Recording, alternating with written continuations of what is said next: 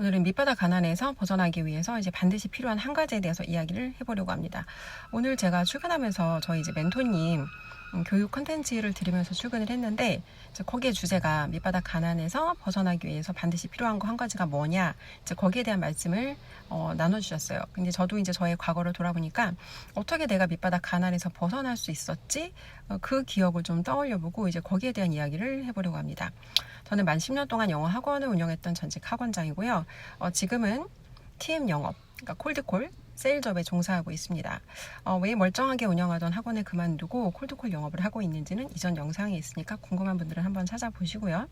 어쨌건 제가 이제 20대 후반에 진짜 우연한 계기로 영어 티칭을 시작했어요. 처음에 티칭을 시작했을 때는 굉장히 이기적인 목적으로 시작을 했습니다.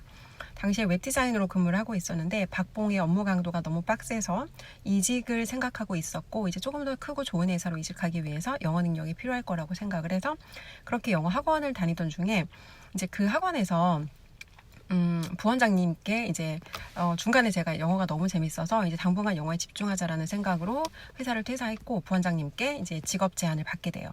그때 당시에는 제가 아이들을 막 가르친다거나 아이들을 좋아하거나 이런 상태가 아니어서 이제 거절을 했는데, 두 가지 말씀을 하시더라고요. 수강료 10%만 내면 된다. 그리고 다른 사람 가르칠 때 가장 실력이 빨리 는다.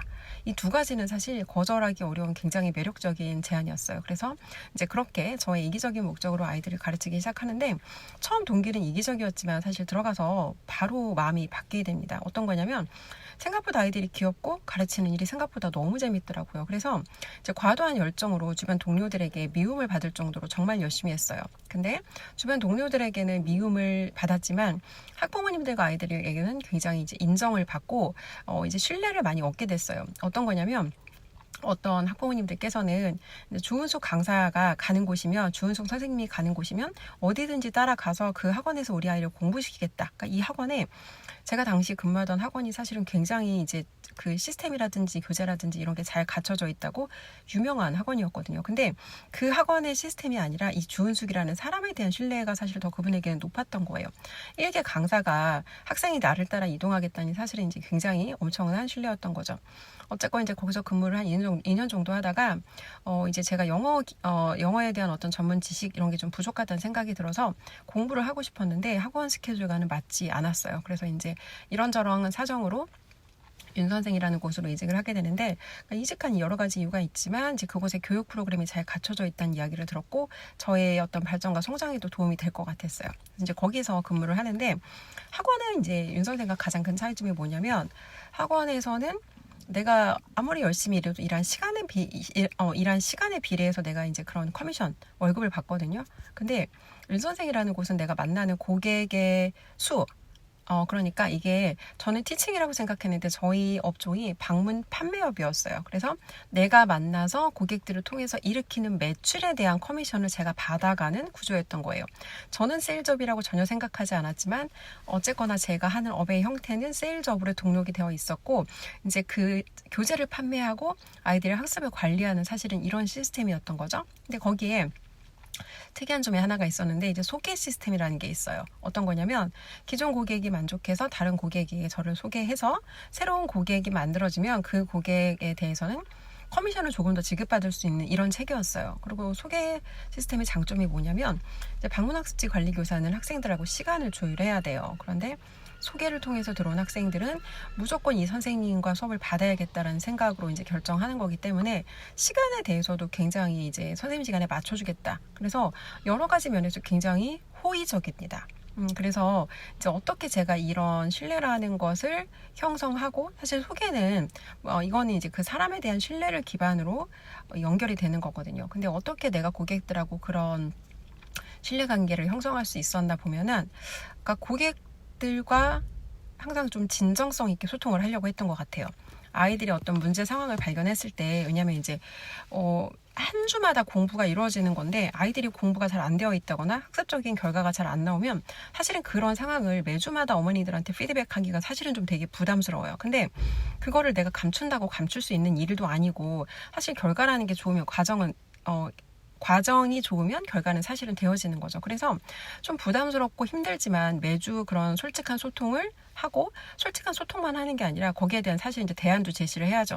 이번 주 이런 일이 발생했고 아이와 소통했고 저희가 이렇게 문제를 해결하기로 했다. 그럼 어머니 입장에서는 문제가 있다는 거에 대해서 피드백을 받았지만 이제 이렇게 문제를 해결하겠다는 문제에 대한 대안까지 주니까 사실은 걱정할 일이 없는 거죠. 그리고 뭐 다음 주나 아니면 시간이 어느 정도 경과했을 때 이전에 발생했던 문제에 대해서 이제 어떻게 해결이 되었는지 그런 부분을 투명하게 소통하고 고객들하고 그런 거를 이제 나누는 게 사실은 되게 중요했던 것 같아요. 뭔가를 이 진행되는 상황에 대해서 정확하게 피드백을 드리면, 그러니까 뭐 아이들이 사춘기가 올 수도 있고 누구나 공부하다 보면 슬럼프라는 게 올 수도 있거든요. 근데 그 과정 자체를 보여드리고 과정에 문제가 있으면 사실은 과정을 수정하면 이 결과값이 바뀌는 건 당연하잖아요.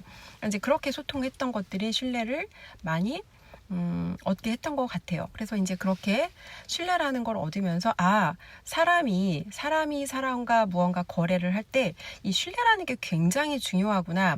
특히 이제 저는 어머니들한테 교재비를 직접 받거든요. 그러니까 내가 이 사람한테 직접 수금을 하는, 어떻게 보면 판매원의 어떤 그런 입장에서 선생님의 포지션으로 내가 자리를 정확하게 확고하게 내 포지셔닝을 하지 않으면 자칫 이게 관계가 약간 이상해질 수 있거든요. 약간 이런 거죠.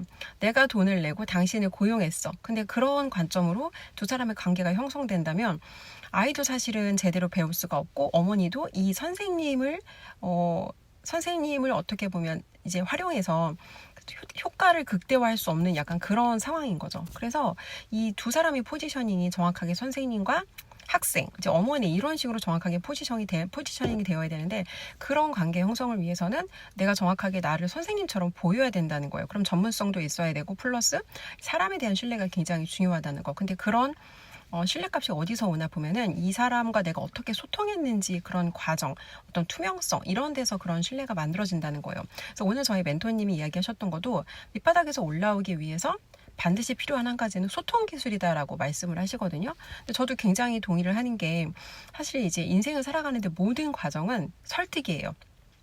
예를 들어서 제가 한 학생을 만났다고 해도 그 학생이 이번 달에는 저랑 공부하지만 다음 달에도 저랑 공부를 계속 할지는 사실 그 사람 마음이거든요. 근데 신뢰값으로 물론 어느 정도 그런 기간이 연장되어지는 것도 있지만 분명히 이 사람들에게도 끊임없이 뭔가 새로운 것에 대한 유혹이 닥칩니다. 인간은 항상 내가 지금 가지고 있는 것보다 뭔가 조금 더 좋은 게 있지 않을까? 그러니까 새로운 거를 항상 찾고자 하는 그런 본능이 있어요. 그래서 고객들에게도 지금 내가 이 서비스에 특별히 불만은 없지만 그래도 뭔가 이거보다 더 좋은 게 있지 않을까? 그러니까 누군가 새로운 정보가 들어오면 이제 거기에 대해서 항상 그런 호기심을 갖는다거나, 뭔가 내가 이걸 선택했을 때 나한테 더 이득이 되지 않을까? 이제 그런 항상 거기에 대한 어떤 이제 궁금증 뭐 이런 것들이 있거든요. 그래서 결국 계속해서 고객이 나라는 사람을 선택해서 오래도록 함께 하도록 하는 거는 그 신뢰를 기반으로, 그러니까 사실은 문제가 생기기 전에 내가 예방하는 게 제일 좋은 방법이고요. 뭐 예를 들면 이런 거예요. 아이들이 공부하다 보면은 이제 학습의 난이도가 어려워지면 이런 식으로 표현을 해요. 재미가 없어요. 근데 애들 입장에서 재미가 없다는 건 그냥 뭔가 지금 내가 이 학습의 난이도가 나한테 힘들다는 거예요. 근데 그거를 제가 뒤에 얘기를 해주면 문제가 생겼을 때 어떻게 보면 핑계대는 것처럼 보이잖아요. 근데 그거를 제가 미리 예고를 해주는 거예요.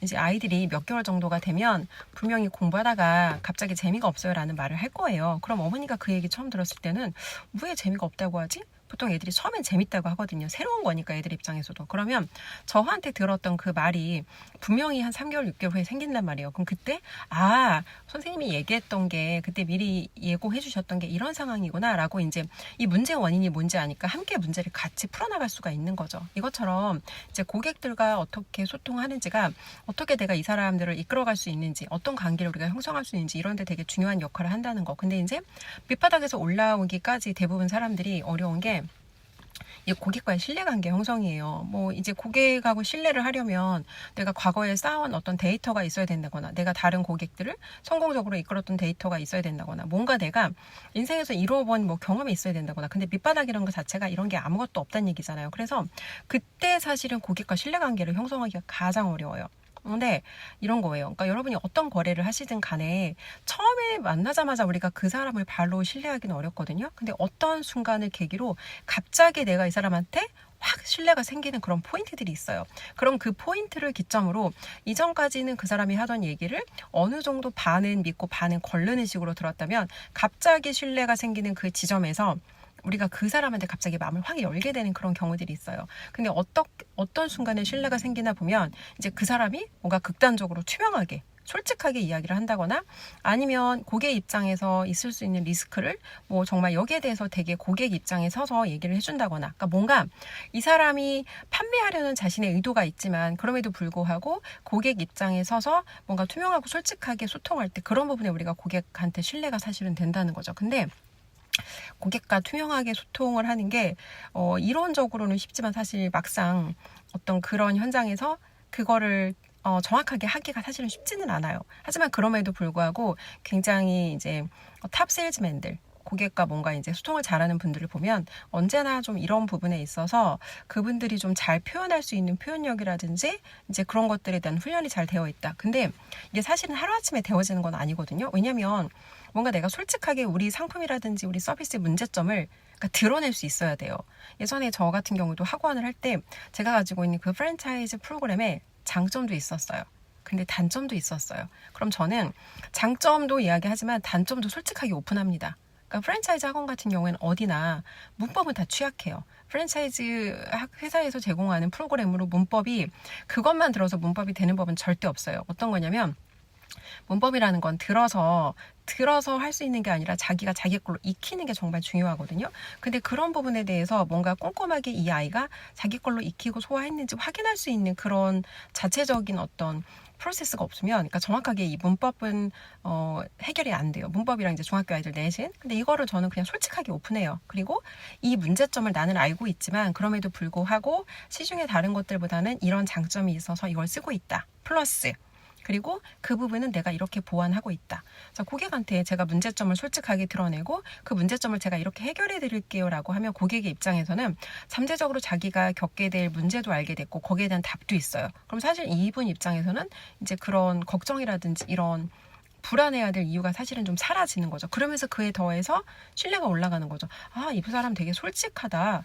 이 사람 되게 내가 믿을 수 있는 사람이네 라는 신뢰가 열리는 순간 이제 어떻게 보면 그런 이제 마음이 열리면서 거래할 수 있는 그런 이제 기반이 좀 마련이 되는 거죠. 자, 그래서 오늘 밑바닥에서 올라오기 위해서 반드시 필요한 거 한 가지가 소통 기술이다. 고객과 소통하고 이제 고객과 소통하는데 그러니까 우리가 뭐 이런 거예요. 소통하는 방법이 여러 가지가 있죠. 뭐 질문하고 듣고 또 내가 다시 고객의 어떤 정확한 니즈 파악을 위해서 다시 뭔가 내가 깊은 질문을 할 수 있고 근데 보통 이제 사람들이 고객한테 깊은 질문, 솔직한 질문, 뭐 돈에 대한 질문 이런 거 하는 걸 되게 어려워하거든요. 근데 이런 본질적인 질문, 그러니까 문제 해결을 위해서 뾰족하게 본질적인 질문을 하지 못하면 결국 겉도는 대화밖에 안 돼요. 그러니까 예를 들어 저희 학원에 방문을 온 학부모님들한테도 다른 데서 학원을 옮기려고 한다고 해요. 그러면 옮기는 이유가 있을 거잖아요. 분명히 그 이유가 있고 그 문제가 해결이 돼야지 저랑 함께하는 게 의미가 있단 말이에요. 그러면 그 사람이 옮기고자 하는 불만족 상황이 뭔지 거기에 대해서 뾰족하게 질문을 하고 예를 들어서 그 문제가 제가 해결할 수 없는 문제인 경우도 있어요. 예를 들어 아이가 사춘기예요. 공부 슬럼프예요. 그건 아무리 제가 제 일을 열심히 한다고 해도 시간이 해결할 문제지 그러니까 저는 기다려주는 거지. 결국 그 아이의 어떤 시간이 해결되면서 이제 시간이 좀 필요한 부분이거든요. 그래서 그 문제의 원인이 무엇인지 정확하게 진단이 안 되면 엉뚱한 답을 찾아서 이제 엉뚱한 시간을 보내게 되는 거죠. 이것처럼 이제 밑바닥에서 올라오기 위해서는 소통 능력이 필요한데 그러면 이 소통 능력을 도대체 어떻게 키워야 되냐? 사실은 이제 여기에 대한 대안이 필요한 거죠. 그러니까 저희 멘토님께서는 이제 그런 이야기를 하세요. 처음에는 고객을 우리가 이끌기 위해서 내가 잘 모르는 게 있다라는 사실을 겸손한 태도로 배워야 돼요. 우리가 알고 있는 대부분의 것들은 우리는 이제 지식이라고 생각하는데, 그러니까 지식이라고 생각하는데 그 지식은 대부분 소음인 경우가 많아요. 소음이라는 게 잘못된 정보인 경우가 많다는 거예요. 그래서 올바른 정보가 무엇인지 내가 어떻게 고객을 이끄는 것이 가장 효과적으로 잘 이끄는 것인지 그런 것을 알 때까지 우선 꾸준히 자기 자신의 성장을 위해서 배움에 투자를 하고 내가 뭔가 배우고 새로운 사실을 알게 됐어요. 그럼 그거를 꺼내는 연습을 해야 된다는 거예요. 꺼낸다는 게 사람하고 말을 하는 게 내가 머릿속에 내가 든 게 많다고 소통을 잘하는 건 아니거든요. 그러면 뭔가 이렇게 내가 고객과 많이 소통하는 그런 연습을 하는, 그러니까 브리핑을 많이 할 수 있으면 제일 좋은데, 처음에 판매원 아니면 처음에 뭔가 내가 이제 시작하는 단계에서는 그런 기회 자체가 사실은 나한테 많이 주어지지 않을 수 있단 말이에요. 그러면은 뭔가 내가 스스로 배우고 익히고 그런 것들은 나눌 수 있는 기회, 즉 유튜브가 되게 좋은 연습의 장이죠. 그럼 유튜브에서 이제 그런 것들을 꺼내고, 저희 멘토님께서 항상 강조해서 이야기하는 것 중에 하나는